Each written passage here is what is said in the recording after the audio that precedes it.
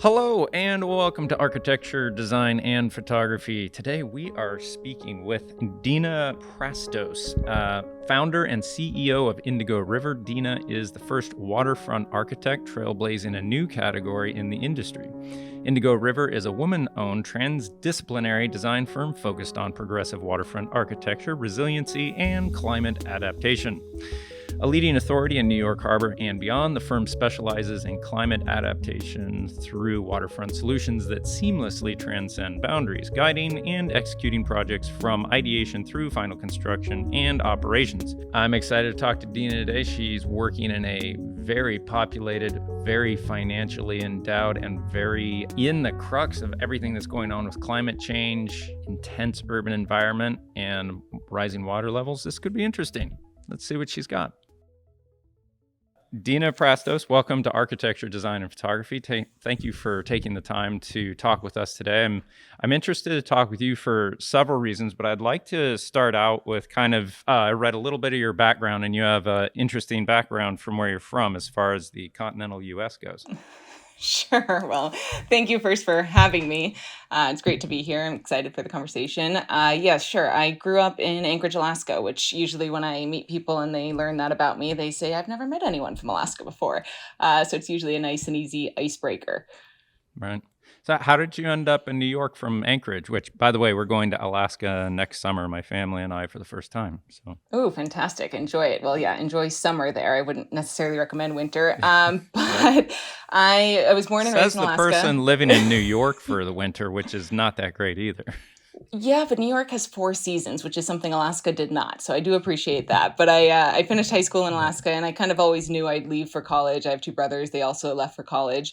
And I, by way of UConn, University of Connecticut, I was recruited for soccer, Division I soccer, and I went and I played there for a year. And I always kind of knew in the back of my head I wanted to be an architect, and they didn't have an architecture program. And so midway through my first year of studies, I was not so inspired, to say the least. And so I switched against my advisor's advice and everyone's advice. And I took any and every class related to architecture just to see, before I make a move, do I really enjoy this? And I did. I thoroughly enjoyed my second semester. And that was kind of the catalyst to get me to look at other programs. And I looked at a few programs. My search criteria or my search filter really was a Division I athletics program for soccer and a 5-year undergrad program so that I could become licensed. And I ended up transferring to NJIT, where they had that Division I program and a 5-year program. And I finished architecture. NJIT is located in Newark, close to New York City. A lot of our excursions for classes were in New York City. I ended up meeting and marrying my husband, who is from the New Jersey area. We now live in New York. Traveled quite a bit and worked abroad, but kept getting pulled back to New York. Nice. So D1 soccer, that's a fairly big accomplishment. I mean, as an athlete, right? Yeah, and especially coming out of Alaska, a lot of the athletics programs didn't. I was kind of one of the first of my generation to leave and to get recruited for Division I soccer, and especially on scholarship. And so, yeah, it was kind of a big deal then. And then when I transitioned to NJIT, they were in the process of upgrading their program from a Division II program to a Division I program. And I had played a season at UConn, University of Connecticut, Big East program. We won Big East that year. We were Final Four in the NCAA tournament. So I kind of brought that experience to NJIT's women's soccer program. And I was a 3-year captain there and a student coach. So thoroughly enjoyed it. So for people like my 2 boys who are just getting into soccer and really enjoying it, as you pursue kind of excellence in a athletic situation under press, I don't know what word to use for that, but I mean, as you pursue that, what do you learn from that does apply to your academics and your profession? Like, what's the benefit, or is it just simply like, geez, this is a waste of time, focus on academics? No, so many skills are transferable. So absolutely. I mean, from the basics of teamwork and working in a team environment to the discipline of, committing to practices, showing up for practices, giving it your all. There's so many different skill sets that can be drawn from athletics at large and translate from whether it's a field or a court to the office. Yeah, it seems like it's almost more of a attitude and life skills training that goes along with an academic training in some ways, as long as it doesn't take all of your time away from school. But I was always in more so kind of solo sports, surfing, snowboarding, stuff like that. Didn't play well Also with great others. ones. So No, yeah. no, no. Those are all great too. You learn from those as well. You take risks, you learn from them. For athletics, I think certainly the team environment and having a structure set up with regards to practices and expectations and keeping your body healthy translate also to rigorous and vigorous profession. So the architecture is known and within universities for being one of the only buildings open 24/7. And I will happily say I never pulled an all-nighter. And I think that is largely rooted in the discipline from athletics of having you too. Me neither. Me neither. Yeah, I never kind of saw the point of if you could be organized and diligent and disciplined to craft a schedule and stick to it, and knowing, especially within the architecture profession, that nothing is ever done. You can always iterate on it and make more refined, Oh but yeah. at some Yeah. point you have to have that kind of cost benefit analysis of break it and move forward to the next step. And I think athletics gave me a lens to do that through, which because we were waking up for practices at 4:30 or 5 in the morning, and if I didn't get a good night's sleep, I couldn't perform.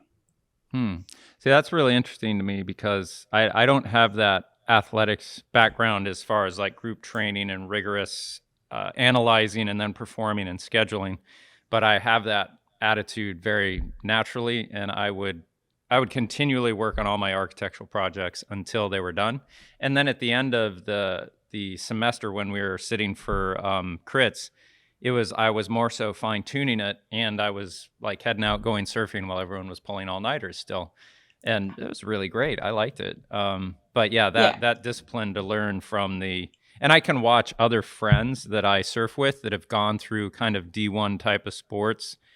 They can learn, they can analyze their performance, and they can improve much quicker than I can because they've gone through that type of training. It does really apply, I think, probably to the professional world. So a good thing to have in your back pocket. Enough about you, more about you. So, and do you still play a lot of soccer outside of work and everything else, just to maintain your So I, sanity? I Or have I haven't played. My knees aren't the greatest now. I haven't played in a while, but I did through probably in the last 8 years. I kind of ramped it down, but I still play tennis. I'm picking up golf. I paddleboard frequently. I live on the Hudson River, so I like to get no. out early in the morning and go for a paddle. Um, Different areas to focus my attention and then come back to. Part of, I think, what makes even architecture great is not spiraling and having some perspective and leaving it and coming back to it and seeing it with fresh eyes. And I think that relates across many disciplines, but certainly with regard to kind of work-life balance and how you balance your life and having areas of life that you focus on whether it's mental wellness or physical wellness, just to kind of round out and keep yourself healthy and at your optimal level for performance. I think if anything, the last 2 years of COVID have really taught us that, either by taking it away or giving us the time to actually Yes. do that, and then you realize the benefit. That's really Yeah, I will say but before the pandemic, I mean, I was a student athlete. I obviously balanced a lot. When I first started working, I was focusing so much and so heavily on work and not that balance. And I did begin to lose it. And certainly launching a company and launching a new office and going into kind of the end of 2019, I was burning out. And when the pandemic hit, it took that work from home remote environment to get back into the habit of exercising routinely. I took up mm, yoga, and it really did help kind of balance some areas that I had neglected for a while. right. Now you had gotten recruited to a college or university that did not have an architecture program, and you on your own said, I really want to focus on architecture. What was it that pulled you towards architecture so intensely? Even from a young age, I really did balance that. I appreciated the balance of science and art, kind of Mm, the logical and the artistic. And I didn't see many other areas for myself to exercise those muscles, both of those muscles, kind of right brain, left brain. And I ended up kind of doubling down on an area where I didn't feel as confident in my technical abilities by getting a master's in civil engineering, also at NJIT, but really wanting to kind of, in that instance, it was leaning into what I didn't feel comfortable or what I didn't feel I knew enough, kind of a lack of confidence, just to um, be able to not be self-conscious in those scenarios. And so certainly that balance is important to me, and kind of going back and forth between the two and kind of having one inform or challenge the other. And Right. that happens all the time in architecture. And there's so many other facets of architecture that are incredibly interesting, and just kind of intrinsically value what architecture is and the process of creating architecture. It's an interesting experience of hearing a response like that, because that is such a good answer of architecture is such a combination of both art and science. You just cannot get away from that, because it will fall down and kill people or ruin things, or, but it also affects your emotions, your environment so intensely. I have a friend who's a very successful architect. And I remember in high school, he was really pulling between, do I want to be an architect or do I want to be an artist? And he always felt like, I just don't have enough to say as an artist. So he felt more of a calling towards architecture, and he's excelled at it really, really well, and gone really far with it. And he's now he's had enough life experience to where there's actually something that he has to say, and he's starting to develop that architect or that artist side of him far more. I think a lot of times it's just life experience requires at some point, if you have a artistic mindset, that you do have to put some of that out there in the form of art, just to understand your own experience, I think, more deeply probably. And it will be at some level very beneficial to you no matter what. And if you're talented at it, I think a lot of people will connect from it. But a very I like that answer personally. It's like, oh, that makes sense. I get it. Okay. But what is progressive waterfront architecture? If when I read that term, it kind of word salads in my head a little bit. Like, what does that look like? What is it? Sure. So a big part of being progressive is looking at not what the norms have been in terms of climate and weather, but looking at projections of what they're forecasted to be and exceeding them. So a lot of the time we'll have a project, and it's a what piece of waterfront infrastructure. It could be a bulkhead, could be a marina, a port. And typically and historically, the way that architects and often engineers approach the initial design criteria is looking at, all right, what have the most extreme environments been, and basing future decisions and future designs off of those. And so we've pivoted and embraced that the past norms and the weather patterns that we've been experiencing are becoming more and more severe, and they're harder and harder to predict. And so we don't have a crystal ball to know exactly what they will be tomorrow, but we know that they are more extreme than they have been. And so we're not kind of doing the bare minimum of what's the worst case scenario and planning for that. Historically, we're looking at future projections and a lot of the scientific data as well to understand, all right, are we preparing for a Cat 3 storm, a Cat 5 storm? Is it until 2050, 2070? Sure, we make some assumptions, but we're not looking at, all right, what happened in Sandy? Let's make sure we meet what happened in Sandy, and that doesn't happen again. We're looking kind of beyond that and raising the bar for all of the work that we work on. So you're essentially attempting to design ahead of the foreseeable horizon. You're projecting what could be beyond that with climate change, adapting to that and designing for that, rather than the current worst past 100-year storm. Correct. And more so the next 100-year storm. Exactly. And that's sometimes not all clients necessarily want to pay for that, and that is a reality, but it's also our position and our stance that we like to educate the client as best we can with the information that we have, so that when they do make a decision about the design life or the intended design life, they know what they're in for, and they know what the requirements are, and also wrapping in what the maintenance will be for severe and hazardous weather conditions.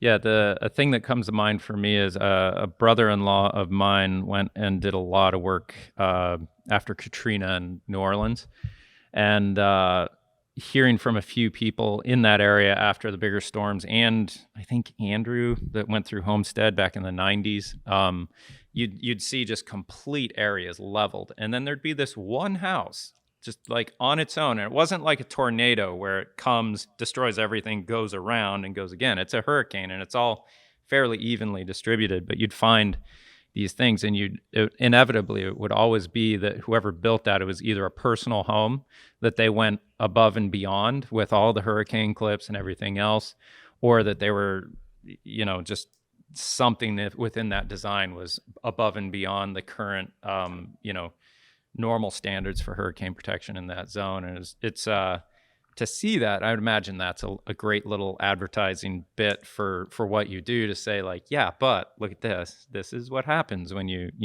go to town on this. So Yeah, and a big part of it is making the argument for the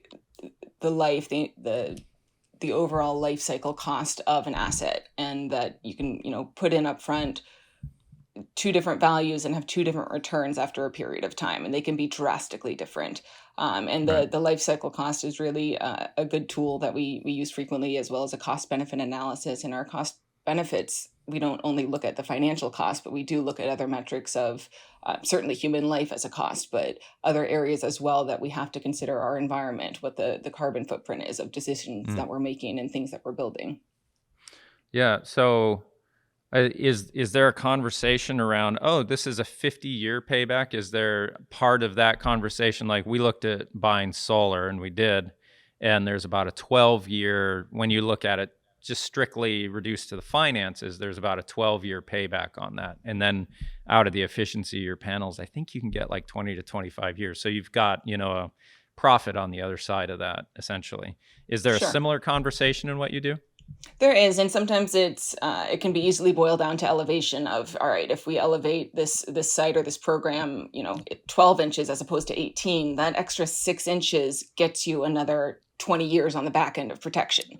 And so it can be a conversation like that of very early broad strokes decisions that have huge impacts down the timeline, and insurance Right. impacts as well. Now, like what kind of technology, like, so as a futurist and climate adaptation expert, what are the coming trends in design technology as we start to adjust and design for climate change? Like can we put things on massive hydraulic lifts? Are we lifting things like trucks with just a body lift, or is there technology that's really involved in this that's unique and unknown, or is it like we're putting another 6 inches on the foundation so we're a little higher? Like what does it It's a actually look combination. like?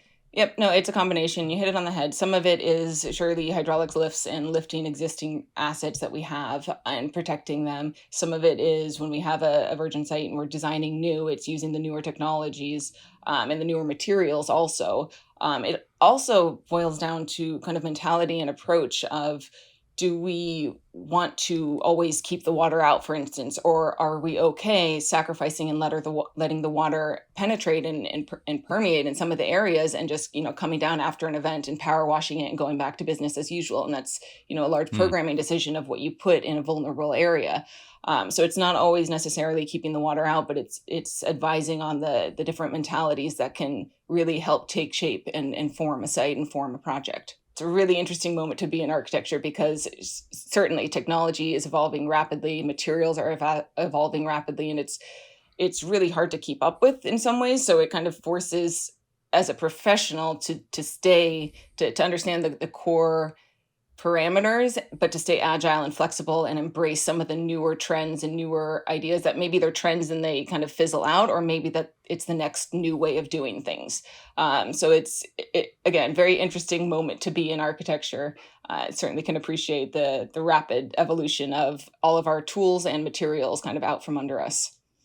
So what are some of those technologies that are starting to be entertained that haven't been entertained in the past, that are new because of technology? And what are some of the, if you will, like knuckle dragging solutions of just, well, put another 6 inches on the concrete, or do the first floor is only parking, so it's, no big deal. It's just a few cars that get hurt.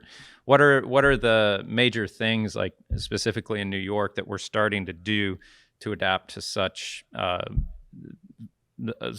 prediction of the future of what we're looking at? One of the things I think maybe a misconception from architecture school certainly is how many opportunities you'll have to adapt an existing structure versus design new and build new. Mm-hmm. And so that's certainly something that within New York, much of the land is already developed, and certainly some things are being redeveloped and there are new builds, but by and large, much of our work is adapting existing infrastructure. And so there are, like I said, different mentalities about how to approach it, and there are also different codes and regulation. And at large, in terms of kind of knuckle dragging what the approach is there, it's hard to advocate and encourage and incentivize to be more ambitious than what the code requires, because a lot of the Mm, time you have developers that they just want to get it built, and they're not looking necessarily to go above and beyond, because they want to get it built, they want to flip it, they want to make their money there. They're not looking to manage the asset indefinitely or even for a finite amount of time into the future. And so some of those conversations are more challenging. And as a professional, and I volunteer my time in different areas, one of the areas I'm seeing that really can benefit from architects getting more involved, certainly the political landscape, but really looking at codes and writing codes and regulation and shaping that, because that really is the minimum standard for which we hold our work, or which by law we have to hold our work. mm, And I'm not advocating for doing the bare minimum, but at some points that's what the client is willing to pay for. And right. so that's a constant kind of challenge to react to old codes, antiquated codes that are reacting and lagging behind what is needed, and certainly what the future calls for. Right. So yeah, it can be a challenge, but there's certainly opportunity in adapting existing infrastructure and having these conversations that kind of educate and enlighten asset managers as well as developers to their options. Yeah, that's a difficult relationship, because you have a developer looking at it as, these are the codes that I'm responsible for. I'm only going to own this building, hopefully, for like a year or two, and I'm going to sell it and move on. At which point, someone like you comes in and says, no, no, no, we got to invest a lot of the profit that you'd walk away with. We want to take that from you to make this building sustainable over the long period. Which, in the developer's, capital focused mind, it's like, well, how does that make sense to me? And if you can forecast these things accurately and know that this is going to be the future, then you can say these do have to be the limitations, the guidelines, and then you're forced to do that. So the numbers get accepted ahead of time, and the people that are in it already know what the numbers are going to be, so they don't have to make those hard decisions. But right now, you're the person who has to make the pitch to say it's really good to spend all this money on what you think is a waste, because. So if you can switch it over to law, then you can, and that's interesting. That's always that fine line of that's where the rubber meets the road, and people get emotional in making laws, because then you start to argue, well, is that actually coming, or will this be? And that's where the more developer mindset I would think would lean more towards not thinking beyond 2 to 3 years, and like it's going to stay as it has been. It's not going to get crazy. Let's all just calm down and make our money and walk away. So. Well, and a piece of that you touched on with the mentality of creating sustainable assets. And a lot of the time, one of the first things I do is kind of clarify sustainability and resiliency, because I generally work more in the resiliency space, and even professionals don't always understand the distinction or what the difference is between the two. Yeah, and they are. I don't understand that. So just very simply put, they're two sides of the same coin. And when we look at sustainability, we're really looking at our impact on the natural environment, our impact on planet Earth. What is humankind doing that's affecting or stunting the planet's further growth and evolution and existence in life? When we look at resiliency, we look at the inverse of that. We look at what is the environment's impact on the built world. And so if we know that the built world and the climate is evolving to be more and more harsh and create conditions that are unprecedented, we have to also shift the way that we're building to be able to accept those unprecedented conditions. Right. And if we're building in the short term and we have to rebuild because now a new hurricane comes and wipes everything out, we're not only did we not build sustainably because now we have to rebuild, but we didn't build resiliently because we have to rebuild. It didn't withstand. So they're intrinsically related, and it kind of falls under the guise of, what is climate adaptation? Certainly limiting carbon emissions with, under sustainability, but also really looking at creating more resilient buildings, structures, infrastructure, all of that. Yeah, and again, it comes down to that that problem of you're initially dealing with people that only have an interest in the next few years. So you're really going up on it's an upstream battle for sure. I can't imagine how you can pull that off. Mission driven is what we like to call it. Mission driven, challenge accepted, and currently being worked on. I saw a thing in reading your bio and looking at your website of an interview of 5 things to be able to thrive and survive in a male-dominated industry. And it seems like the industry that you're in is a little more engineering focused than architecturally focused, in that it's at more of the ground level where your expertise starts to come in. And that's a lot of engineering and future projections and accommodating that primarily, sometimes a little more than architecture, I'd imagine. But being in that sphere has been, I believe, a very male-dominated sphere traditionally. And what are the 5 things, if you can walk me through those, I'd love to hear about that make you able to thrive and survive in that setting. I do remember saying that you have to have thick skin, because I've experienced all too frequently, and kind of ashamed for our profession and ashamed for many professions really in industries that have kind of been able to advance the way that they have with regard to the way that they treat people. And I've been treated ways that I don't think any professional should be treated. And so it took me a while not to take those comments or kind of attitudes personally. And so that's just something that I feel many others have experienced. I've witnessed others experience it. I've experienced myself. And it takes time to kind of come to terms with, that's not a reflection of you or your contributions or your value add. It's a reflection of how they handle situations and how they treat people. And so you can't let that affect you. And you have to kind of keep on marching, not to always accept it or to roll over, but not to let it penetrate your ethos and how you operate. And these are things that aren't behavior that would intersect with an experience that was a male to male experience within the industry, but more so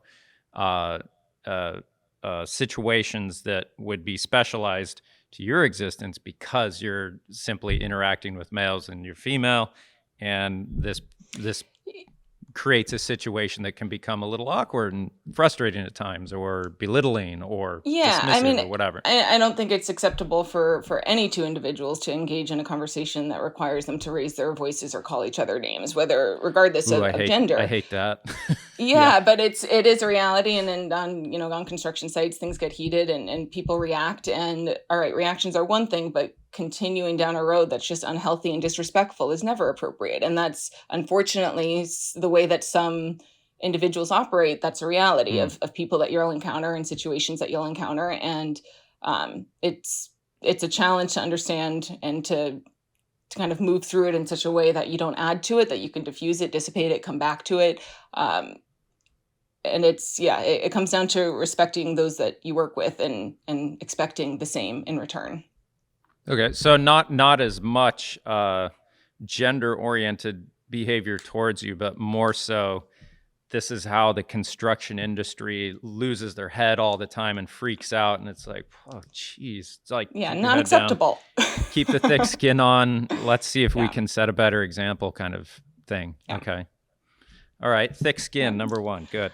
All right, good company, number 2. So the people that you surround yourself, who are you spending your time with? Are they kind of lifting you up, or are you getting depleted and drained from them? And that's certainly within your professional life, but also in your personal life of who you're surrounding yourself with. And so I've gone through different kind of phases of who I spend my time with, and I've learned that the people that I have more positive experiences, it reflects, and it helps me to become a better version of myself as well. So that's something that if you can be aware of, are you expanding, are you contracting in different companies, and focus on where you're expanding and you feel like you're growing.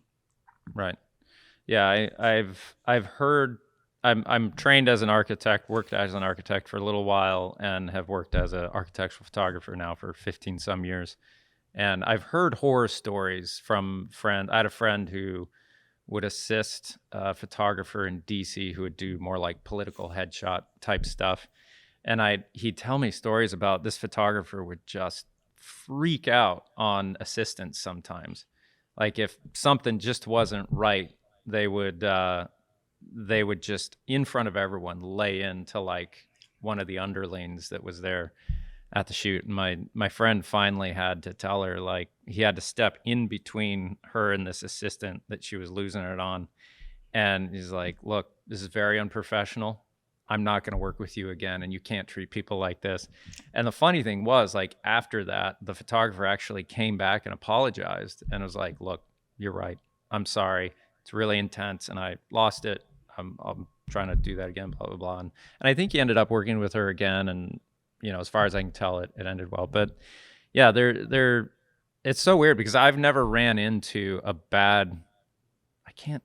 I've seen people deal with bad work situations, but I've never been the focus of it. And I could not say how I think I would just kind of crumble into a fetal position and maybe start crying and sucking my thumb, maybe, I don't know, or I would just probably walk out. But yeah, the people you allow yourself to work with continually as repeat clients and the people you have under your direct management or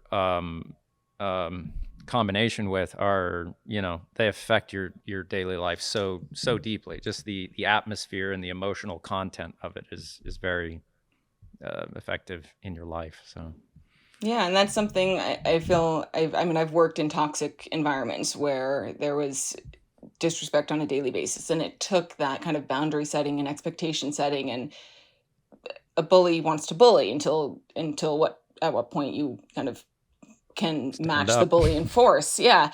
And that's not something not in my personality to try and kind of match, contention, but there is an importance in setting boundaries and then also taking a step back and looking at the bigger picture of how is this affecting me and is this healthy for me? And so I've had that conversation in my head previously where I ended up leaving a firm because it wasn't healthy and it wasn't, again, it wasn't a reflection on me, but it was something that was draining me. In the firms that you've worked with, is there a palpable atmosphere to each firm that you can kind of reflect back on as like, this family felt like that, this family felt like that? Yeah, distinct, whether you want to call it the culture, but distinct feelings that came from the environment where we were working. I've worked primarily 3 different firms: construction, contracting, design engineering, and an architecture firm, and slightly different industry as well. But some of the bad was kind of the same in all of them. Some of the good was the same in all of them. But there were some things that were distinct to each. But all happened to be male-dominated fields as well. And so some lessons learned on just how to carry myself and how to conduct myself and how to kind of grow through some of the challenging situations. Interesting. What are some of the male-dominated industries and why?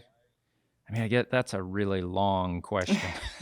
Or I think the answer is probably a really longer answer. But it seems like, the fallback is like, well, bricklayers are dominated by males and males are like primarily all the ones that are in prison. Like there's all these attributes, like you could associate them with, like, if you think of a horse and you think stallion, that thing's going to be really good to have if you're a horse that needs protection from the surrounding environment outside of you. But if that surrounding environment outside of your herd, like all the mountain lions and bears and human threats are gone, that stallion can become fairly annoying after a while. It becomes aggressive and it wants all these things. And it's like, we don't really need you anymore. And it's an interesting relationship to, as humans, we have this high degree of intelligence and articulation of our own feelings and knowing our own biology, and have to, in the same way, then say, okay, maybe we don't need to be so aggressive in these fields and have them completely dominated by all these stallions anymore. Maybe they can be a little more egalitarian guys, and see how that comes together. And that, it leads to another question later on. But okay, so surround yourself with good people is the summation of number 2, I'd imagine that. Sure. That's right. All right. So number 3, find and use your voice and know and say exactly what you want. So I was at a point in my career. Yeah. Yes, I was at a point in my career where I knew I was capable of more and there were opportunities to offer more. And I expressed my ambition to be at the executive level within what I thought was a reasonable time frame, 5 years. And it was not met with much encouragement. And so that kind of that told me enough. And it allowed me to be clear with myself and honest with myself about what I was capable of and what my ambitions were, and also to see that they didn't land with my current atmosphere and environment. And so that gave me enough to know to kind of refocus and figure out a different growth plan. Interesting. So I would think if I'm in a male-dominated industry and there's someone who's not one of those males who is showing talent and also courage to say, I know there's not many people that are like me that are doing this, but I have the courage to actually say, I want to be successful in this area and I want to advance there. Then you're looking at someone who's willing to understand that there's a gap between, the egalitarian nature of what this thing is, and is willing to enter into that and push through that. You've got a person who's not just being pulled into that as just another person who can naturally step into that position. You've got someone who's willing to face hardship to attain that same thing.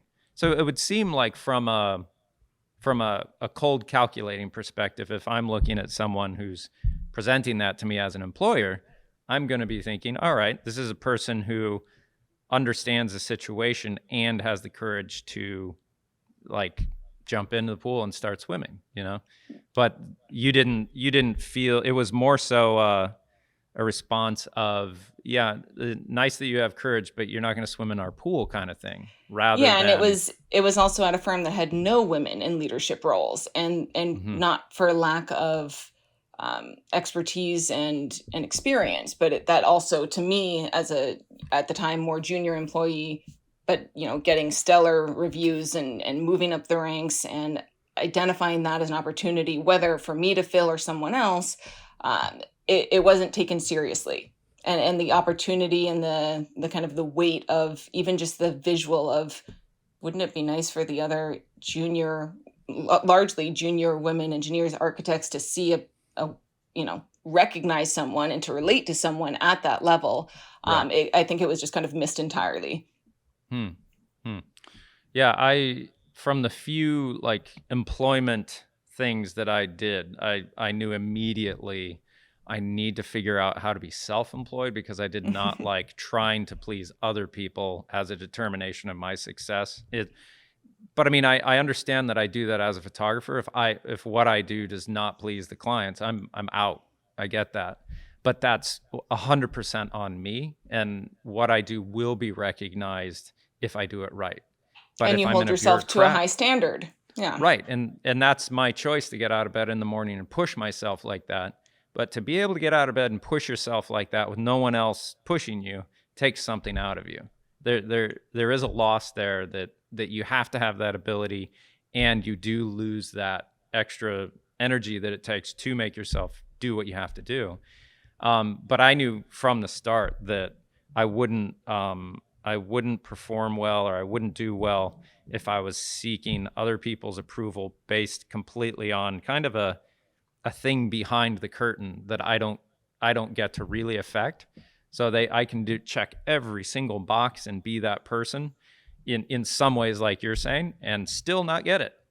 And even though I'm more likely to get it than you potentially, just because of my genetics, right? Yeah. Even in that, I was like, I'll go live in a cardboard box. I'll figure this out. So that it's a personality difference where I just shy away from that, and I don't have the courage to invest enough of myself in that to see if I can do it. So kudos to you for being brave enough to do that. I will not follow you in that regard.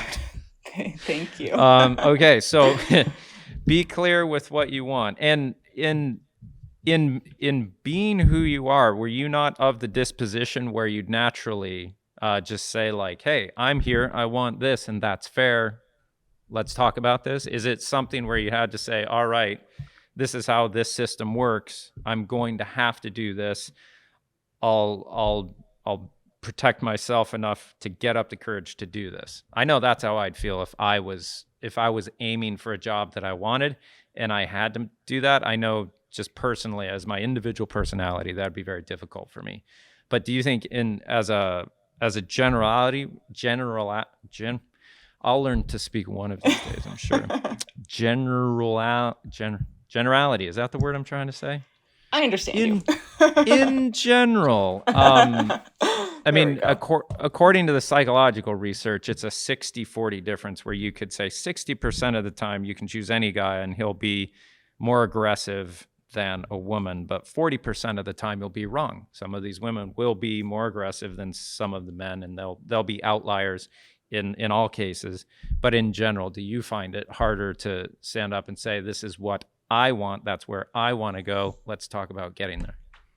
So I don't know that I find it more difficult, and I don't know if I'd use the word aggressive either, but certainly assertive. But what Okay. I have found is that, a man who is assertive is diligent and persistent, and those are kind of framed in a positive light. A woman who is assertive, different adjectives usually describe her.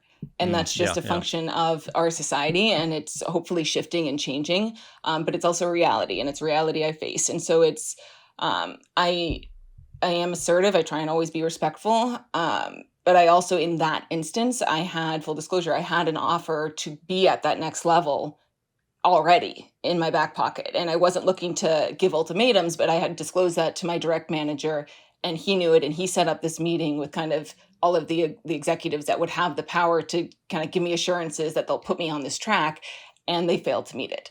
And so I was assertive, but I was also, I'm not the quickest to take risks, but I will take kind of educated risks. And so I was okay putting myself out there to be met with, nothing encouraging, knowing that I had another plan if that were the case. Okay, so I think I just had a visual picture that helps describe the situation for me that women must go through to try and empathize here. It seems like you're going from point A to point B. For a man, it's essentially a crosswalk, and for women, it's more of a tightrope. It's acrobatics, yeah. Yeah, you've got it's a thin line. You got to balance it. You can't come across, in let's just say in the words that you refrain from using, that I'll refrain from using. You have to do all these gymnastics to do the same thing that a man can just very bluntly and forcefully kind of cross over. And because that's been our experience, maybe the people on the receiving end are just like, this is how men always are, and we deal with it and we fight back. But if a woman treats you that way, it in the same way that a man would, from a man maybe being in that position of accepting someone into that position, they don't know how to deal with it, and then they just label it as this thing. And because I've had women that I've worked with in my career that have been extremely successful, and it's been far more of a, I would say, empowering is the wrong word, empowering experience with the very talented women I've worked with, because there's something about them that the filter was much more intense for them to get where they were at. And they knew how to negotiate all these things and how not to get in the way of people that they brought in to do a thing. They would far more work alongside you rather than go to the end point and say, you come here.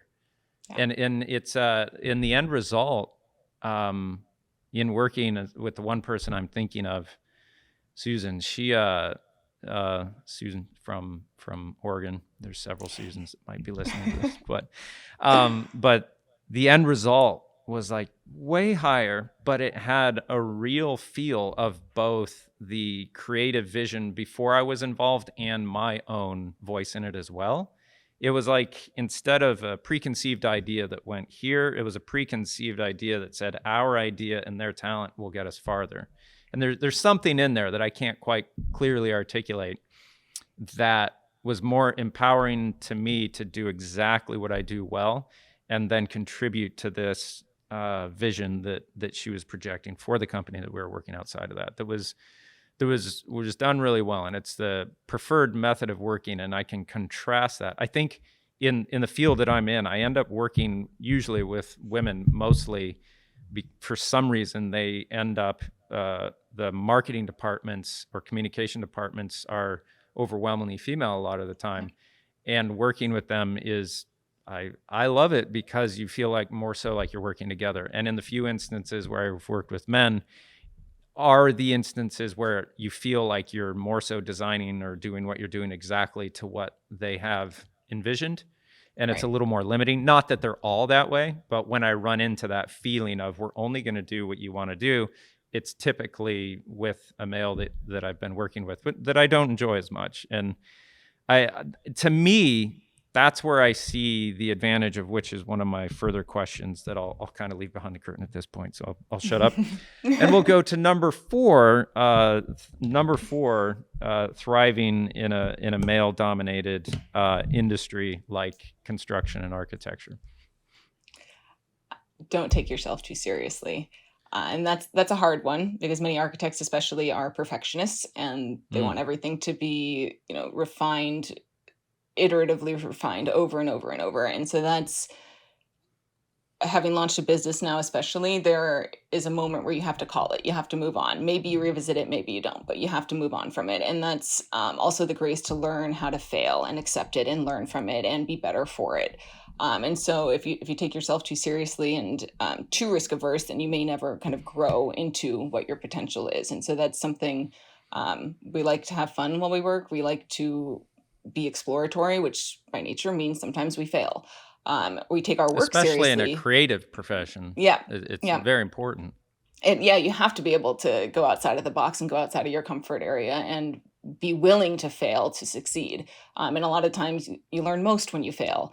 And so certainly our work we take seriously, but sometimes the process we have to allow ourselves, more fun than all serious. Got it. No, that's good. It brings up a thought in my head, like, this conversation is worth having because it's been a male-dominated industry. Then the next question is, why has it been a male-dominated industry, and why should women have to think, how do I adjust who I am or my behavior to be able to succeed in this industry? So those kind of questions floating around each other and understanding where they interact and where they're appropriate and where they're not appropriate. That's I don't know how to further articulate that thought, but I mean, if we take a really long look at time, it's been from cavemen to now, and it's whoever the biggest kind of gets to take all the marbles and everyone else can screw off. So it naturally has that male side to it, and the traditional symbiotic relationship between men and women for making more people and contributing to society, blah, blah, blah. We're at this point where the herd of horses does not necessarily need such prominent stallions running around being so aggressive. So now we're faced with, okay, that's maybe why we're having this conversation now. And is it fair to ask women to have to adjust how they naturally are to be able to work in that kind of industry? But then if that doesn't happen, is there a potential for, because this industry has been established in this way for so long, not to say it's right or wrong, but that's just what we're dealing with now. How can we move forward with changing how people interact in the industry without losing the most competent people to do the job, or at the forefront doing the job, no matter if they're male or female, when we're looking at a new way, essentially, of filtering how these interactions happen? Now, the interactions that you've mentioned are kind of like, yeah, obviously we don't need those in any industry. But to look at the totality of it, how that affects women and what it does to their psyche, having to pretend to be of a different disposition just to make it in something that everyone has said, we have all the marbles, you can't play with us. How do you think about that much? Do you have a philosophy on that as a futurist, like, where's this go? So it's certainly a systemic issue, and it's not anything that will be solved necessarily overnight. Is it fair? Absolutely not. Nothing in this life is fair. And we did nothing to deserve what family you were born into, how you look, how mobile you are. There's so many things that Hmm. there's there's nothing that was fair about it, but you're given a deck of cards and you're given your hand and you make the most with it. And so certainly I could have gone into a woman dominated field and maybe had a completely different experience, but at the same time, the It doesn't seem you were drawn to that. You specifically were like, I want the art and science, like yeah. that's me, you know? Yeah, And I mean, for many reasons went into architecture, and it just is a, a footnote that it happens to be a male dominated field, and maybe part of what drew me to it is that there is something missing from it, and it's that mm, empathy at the most senior levels of being at the design table as a woman or as a person of color or as a whatever it is, just to differentiate and have that empathy that until now has really been largely underrepresented or lacking entirely. right, right. I had a interesting conversation with a woman a while ago who she did a huge amount to fight an uphill battle in one of the religions for women to be able to serve in a priesthood type of role. I don't think it was Catholic. It might have been Episcopalian or something else. And it was she felt like, I want to minister to people and I want to do this thing. And she spent something like 15 years fighting to be able to do that, and then finally got there, and then was able to put her toe in the water and see, like, this is what it is I've wanted to do. And the weird thing was, she found out, oh, I don't enjoy doing this. And had that, she did an amazing thing by breaking down that wall so other people wouldn't have to waste 15 years figuring out to spend a little while doing that job to then say, this isn't actually what I want. I mean, I worked as an architect and I was like, this isn't what I want to do. And she had to fight 15 years to just get the boundaries put down so she could do that. And that it seems like, this is obviously a good thing. These are obvious good boundaries for us to break down so people can actually say, like, even though this is a male dominated industry, even according to the current statistics, I'm an outlier that, 60-40 split. I really enjoy this kind of thing. And you go and test it. And, within a little while, you're like, I actually do really love this and I'm going to excel at it, rather than spend 15 years breaking down walls just to get in and realize, crap, now what. But I mean, it's kind of, that can happen to people who don't have the boundaries as well. Like, it happened to me. But even so, for me, that architectural education was everything that put me to a place of doing what I enjoy doing now. So I don't look at it as a time wasted by any sense. But regardless, I don't take myself too seriously at all. So I'm going to put one check in there that I've already got that one down. All right, last but not least, number 5. Invest in yourself and invest in those around you. Oh, And I'll that check that one. I'll half check that one for sure. I spend a lot of time investing in myself, at least.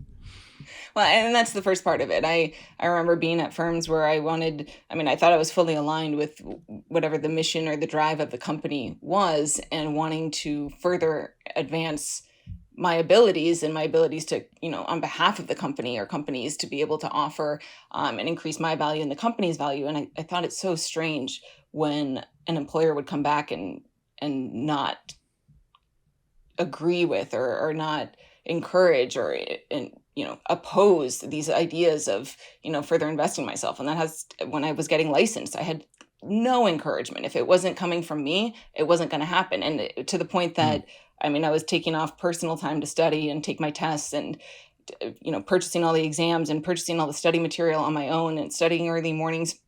No encouragement, no support. And I thought, how are you ever going to build goodwill with a team and grow the team? And just now, having been on the flip side of that as an employer, if someone wants to expand and grow their knowledge base in an area and deepen their expertise, that only helps strengthen the company. And the back of my head, I'm thinking, I hope they don't want to do this and we pay for it and they leave. Sure, fine. But generally, if you're creating a culture where people who value education and value learning more and advancing their skill sets, advancing their knowledge, advancing their offerings, and by extension, the company's offerings, hoping they won't want to leave. But I've seen that happen time and again, where It's kind of an attitude, and it creates this culture that, frankly, I didn't want to be a part of, where the employer didn't want to invest in me while I wanted to invest in myself. And a lot of the time, people's reaction is, all right, my employer doesn't want me to do it, I'm not going to do it. I don't get anything out of it. Not seeing the bigger Right. picture of, you have so much more power to kind of outgrow this employer. And so that's something that, I don't think a person in general can ever go wrong investing in themselves. Yeah, no, I 100% agree with that and practice it. And my wife really has helped me put it into practice in employing people that I work with. She's always told me to be very clear, to say you give people, you pay them well, you give them schedule autonomy in a way that they control their own schedule, pay them well, and let them know that they are appreciated when they're appreciated. Yep. And there's definitely a mindset in me that for just myself is like, don't complain, just do the work harder and do more of it to get ahead. And for me, that's just how my mind works, but that is not fair for me to think that I can put that on other people. It's, for me, that's how I internally motivate, and I will grind until I get to where I need to be.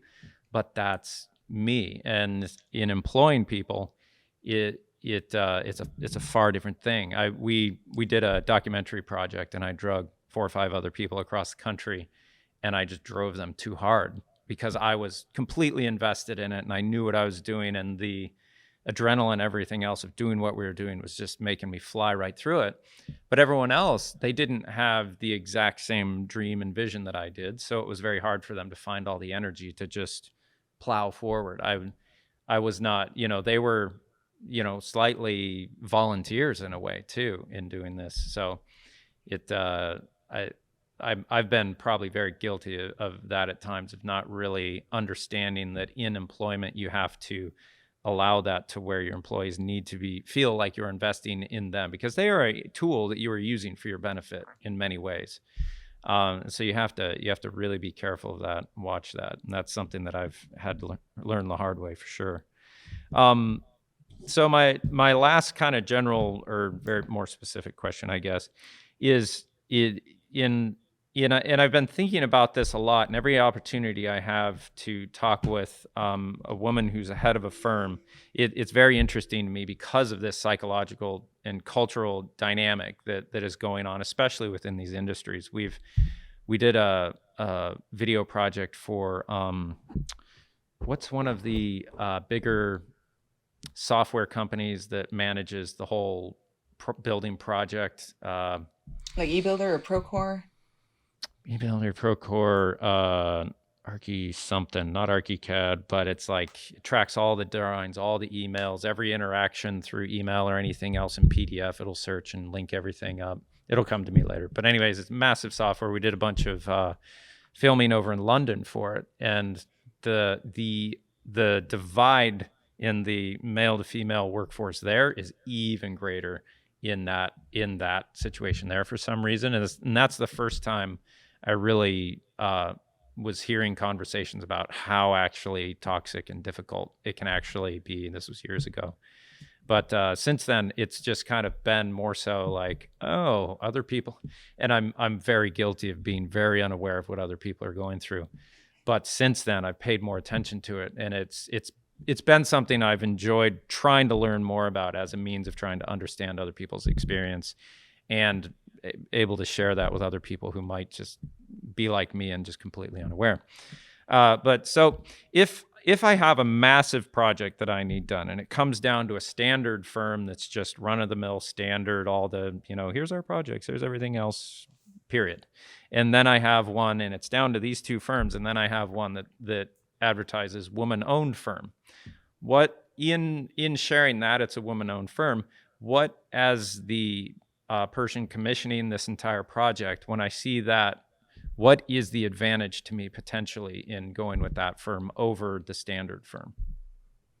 So you touched on it earlier, of just kind of a woman or a minority's path to get to that same leadership level, having been a much more strenuous path. And so that in and of itself kind of creates resiliency at the senior leadership level, that I'm not saying other firms that aren't women or minority owned haven't worked hard to get there, but there Right. is kind of an inherent bias in this world and along these career paths and within these male-dominated industries, that there's certainly something to be said for a woman-owned firm. And that said, if it's if it's a private developer, that may not resonate, depending on whatever the value system or the belief system is of the private developer. But our government has done quite a good job lately, and increasingly doing a better job of encouraging and incentivizing for federal and for state works, depending on where you live, to have at least a percentage goal for women or minority businesses. And that's, we talked a little bit before about that kind of these systemic issues that'll take generations to change. And those goals really do open up the door, because the larger firms, presumably not women owned or minority owned, that have to satisfy or show a best faith and good faith effort to satisfy these goals, for whether it's 19% women owned contribution on a contract, or 6% veteran owned, or 19 or 11% minority owned, whatever the percentages are. Our government is doing a better and better job every year increasing those percentages, and that is incentivizing larger firms to not only hire these newer firms that are minority or women owned, but also there's an inherent kind of mentorship that happens when that is done. So that there's a prime firm that is now taking a women owned or minority firm under their wing, and if there is a shortcoming, they're figuring it out, they're working together. And we have plenty of contracts that we are the prime on, but we also have quite a few substantial contracts that we're a sub on, and it's through those vehicles. As certainly we're a women-owned firm, or we have a veteran-owned firm also, my partner. We're looking to launch a minority-owned firm, and that just comes from encouraging, incentivizing, and valuing contributions internally, and setting individuals up and incubating new businesses within what these goals are, but for these values of largely boiling down to empathy, of having voices in the room that haven't been at that level previously, that haven't had the opportunity to. Right. And so at a state or national level, the idea is the investment into, accepting that you will be pulled into that vacuum of success and, financial stability, and the ability to provide employment and share that inspiration with others like you that we don't have enough of, that will, it will leak out into all the other communities that are like that, it will be a tide that will raise all boats, rather than specifically making a few yachts bigger. Correct. Exactly. There we go. Got it. I have to make these odd mental pictures in my head to be able to understand anything. Now, another question I had that's way off of the last few topics we've been on here, that I probably should have asked earlier, but in Manhattan, Hudson River area, all of that, what are the major things coming with global warming that are going to be an issue, and how are you meeting those in a design sense? What are the major things that are happening? How are we dealing with that? How are you dealing with that? Certainly. So sea level rise in and around New York Harbor is projected, and much of the waterfront infrastructure is either currently or will in the near future be undergoing renovation and repair and rehabilitation. And so that's a, at this point, natural process. And some of those questions that we talked about earlier as to, well, what is the ambition for these, city or state or federal authorities? Is it, year 2050? Is it year 2070? Is it a category 3 storm? Whatever, figuring out those conversations. And then once we have that design criteria established, designing to it. So that's kind of one of the first parts. But stepping back for a minute, just understanding even the landscape of New York Harbor and some of the assets in that landscape. I think it's something like 80% of New York public housing is in a flood zone. And so understanding some of the vulnerabilities that we have and how we're looking to react. And I don't even know that we could say proactively at this point, but just understanding the vulnerabilities and focusing on mitigating those risks certainly is something that is not news, but it's a process to navigate. Now, are the risks like a foundation risk? Are they first floor is going to get wet and mold risk, or is it an infrastructure, piping, sewage, and everything risk? All what of are the the above. major? Okay, all of the above. It's not a rosy picture you're painting here. It's hard to be the bearer of bad news, and that's often what it is in my role, especially with flood mitigation, because you have to, be honest about what the risks are. And so Mm, I feel almost like I should have been counseled in like grief counseling, because I am often delivering kind of doomsday scenario of, this is going to happen. We don't know exactly when, but this is the trajectory we're on. And how do right. we want to respond? How can we plan for it? How can we, do our best to make it, as long as we can? And with the resources that we have today, how can we spend every dollar to get the biggest return on it, over time? And so that's certainly something I think goes back to the core of the architect license, of being licensed to protect the health, safety, and welfare of people. And it's not the client, it's not designing, it's health, safety, and welfare of people. And there's no, today in that statement. That's, future generations are implicit in that as well. So I think it is our role as architects in helping shape, helping educate, helping shape, and helping design what that future looks like, and not reacting to the past. Right, right. Do you think we'll be in a Venice situation in that area in the next 2 centuries, or like what is the thought on that, you think? Yeah, there is certainly a larger conversation around. I don't know that New York Harbor in particular will become like a canal system, but certainly other parts of the country, other parts of the world may look to embrace that as a strategy. Other parts may look to migrate. So there are Mm, different approaches on how do we. We're not going to fight the climate. Nature's always going to win. yeah, Certainly, we can look to minimize what we're doing to adversely affect the climate and the environment, but in the meantime, we also have to plan for resiliency. And what does that mean? And how right. do we do that? As best educated as we are, how do we do that?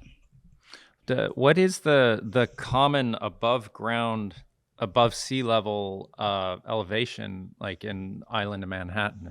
Are we talking feet essentially? I mean, at some measure in time, yes. At the design lives that we're looking at now, it's inches. But as we extend those timelines, that's also a question of how long should a design life be? What is reasonable? What is Right. most practical? Well, I haven't been to Venice yet. Maybe I'll need to go do some research so I can maybe plan on what Manhattan might look like in 3 or 4 centuries. So, yeah, I've actually been listening to a lot of other stuff about the last ice age and how civilizations have dealt with it and everything, and to realize that supposedly the Earth's poles have reversed over time in the last thousands and thousands of years, and things have melted and frozen, and it's just you kind of think that whatever existence you're born into is just a homeostatic, is that the right word, Mhm. existence. It's always going to go on like that, but then you have to deal with these harbingers of bad news, and you have to like, are these people just crazy and trying to sell me on doing something more, or this is a real issue, do we need to accommodate that, so it's Yeah, and it's yeah, also hard to be the one to say we're in existential crisis. Like there is a yeah, point in time which life does not exist on this planet, and we can see that. So what are we doing to counter that? yeah, It's a challenge, and I mean, the argument of, yeah, the earth is warming, and what does a degree or two mean? Well, it means a lot. I mean, if you just think about your body, and when you have 100-degree fever, well, that's a degree or two, 2, 3 degrees, but your body's ability to regulate itself and your brain's ability to think rationally and calmly goes out the window with those 2 or 3 that degrees. that's And the a planet's great, doing the same thing. The planet yeah, can't because regulate itself, and we're contributing to the factors that are giving it those parameters that it's not able to regulate itself anymore. right, because when people talk about the climate overall going up 1 degree, I'm just like, geez, some days it's like 100 and others it's like 50. What is the big deal? But if you think of it as an aggregate, like overall over time it rises 1 degree, and then you put that in your own experience like you did there, that makes me realize like, oh, when my temperature is 1 degree up, I feel a little, Off. and I Yeah. just it's like, oh, we're gonna do that to the world, and then things are going to happen because of that. It really like you then embody that situation. You're like, maybe Yeah, I whole shouldn't do that. ecosystems are wiped out, and it's just Mm, what is the people who are studying climate change? It's not just that they're studying, one piece of it. It's There's a bigger picture, and we can't exactly predict all of the impacts or the effects, but we know we're contributing to them. And so right, it's understanding that and trying to minimize the way that we're, adversely affecting it, and then also be smarter about how we're moving forward in the decisions that we're making in the future. right, yeah, and life is It's my belief that as life progresses, becomes more articulate and intelligent, it also becomes more fragile. And we're at this point where it's kind of odd, but you drop a human from their own height and it could kill them. I mean, how pathetically fragile is that? You just take a human, turn them upside down and drop them and they'll probably die. That's really, really fragile. And, but we've come to this technical ability to be able to project the danger that's coming. Now, the problem is humans don't really change until they're really staring something difficult in the face. So really got to confront them. So thank you for doing your part to confront us in a loving and pleasant way so people can hopefully start to hear it. And you've used some really good analogies that have helped me kind of embody that explanation and that understanding more, which helps me moving forward in every conversation that I have that feeling of, but you might want to look at it this way and think of it in that way. So thank you for that. That really helps kind of brighten my mental picture of things. Maybe not in a positive way, but in a way that at least helps me see the truth a little more clearly. So thank you. Awesome. Well, thank you so much for having me, Trent. I really appreciate our conversation and enjoyed it. Yes. And where can people find more about your business and stuff that you've got going on? Certainly on our website, indigoriver.com. I'm on LinkedIn. I'm on Instagram, just under my name, Dena Prastos. Reach out. All right, great. Well, thank you so much, Dena. It's been a joy. Thank you.